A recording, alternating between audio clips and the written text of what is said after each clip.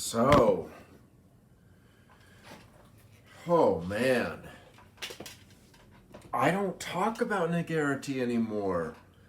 That song that I made in my last video, I was watching it and obviously it's terrible. Like everything about it is terrible. And so, terriblarity is blaring from my essence. Terriblarity is less offensive than nigarity. Nigarity means that there's an aspect of people that is the N-word. And terriblarity at least confines the terribleness to those with the loudest voices.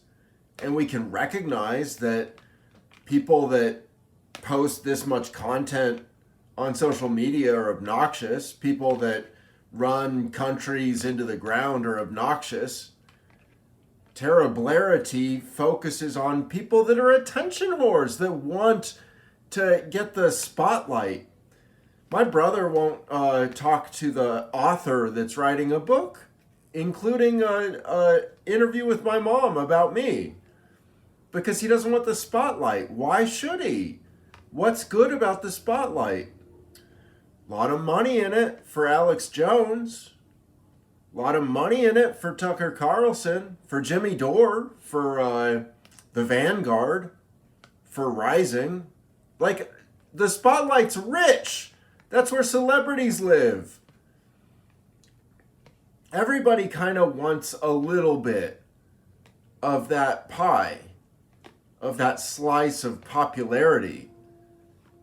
But seldom is it seen the downside of it, which is that on your way to it, you are so fucking annoying. Like, just, at least with me. Some people aren't. Some people just are perfect. And I've seen that. I'm just saying, like, I'm annoying myself as I make this video. Terriblarity should have been coined before nigarity. It is racism that focused me on the N-word so hard that I coined all those words. And now I've moved on. I don't want to talk about nigarity. Fagarity and tardilopoli are the new, horizons. And how do you fix any of these things? They're all crap. They're all so evil.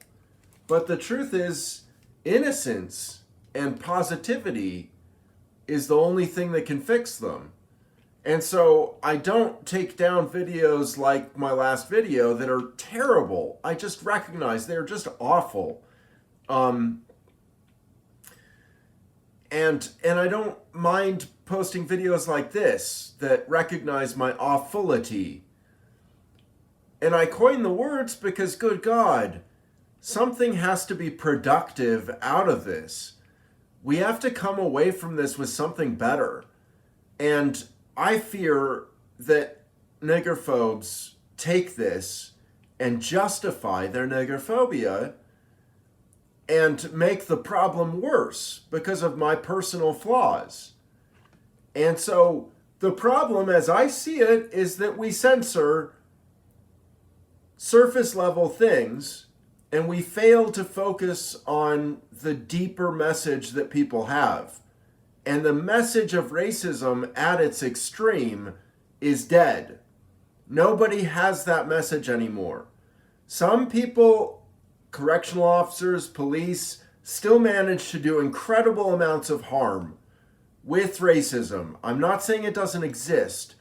I'm just saying there are no public figures that are going to wholeheartedly maligniger you. They're not going to come out there and say, I'm against all, and then F words in order to be anti-gay. They're out there. That opinion is out there. But in public, we've silenced it so much that now the silencing prevents the deeper routing of this rot. Like, we need to clean up the bigotry because niggerphobia and saneism seem like they're worse than racism and homophobia from my perspective. And that's not true historically. That's not true to a lot of families. It's just not true. Racism and homophobia are the big dogs of bigotry. Big dogatry. Where you sniff for pee. Big dogga pee. Also, I like to hear myself talk. If I didn't, I wouldn't vlog. But I recognize I'm trying to meet you halfway. I'm trying to compromise and recognize that there's a huge faction of reality that loathes me and everything about me. And I want to say to those people, me too. And I'm trying, and I'll do my best. And I can't promise anything. But we can, I truly believe this, proceed without censorship to reduce racism and homophobia and saneism and ableism and niggerphobia and phagophobia and tardophobia. These wordophobes that make it so that you can't have it in your name on Facebook. You just can't do it. And that's such a small thing. Like, obviously that's not the big thing. The big thing is solitary confinement. Like, we're censoring these people. And so when I talk about nigger rights, it's very much with the notion of the niggerized of the world.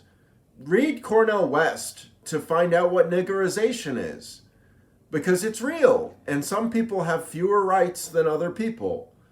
And it's prominent and common. And happy people ignore this. And I don't. And so the misery that I cause others, I feel, is nothing compared to the misery I've been through, partly at my own hand. I've been through the ringer, and I've done a lot to hate myself, and I don't want to compromise with people that are anti-me anymore. I want this to be the final video of me reaching out to the bastards that won't recognize that we have a point, and at least learn Hanimal and Alpha songs. But that's the thing, is that once you open up that N-word door, the N door, you get sucked in, and it dominates. It takes all the oxygen in the room. What else are you going to talk about once you've said the N-word? You have to talk about it. You have to justify your awfulness. And so the awfulness for me just compounds from there. And there's no escape. And then I decide, well, I don't want to escape. I said nigger because I am a nigger. I'm never changing that. I said niggerity because I believe we share that in common. I will never decide otherwise. And so I do apologize for some of my excesses. And I'm very, very sorry for your time lost.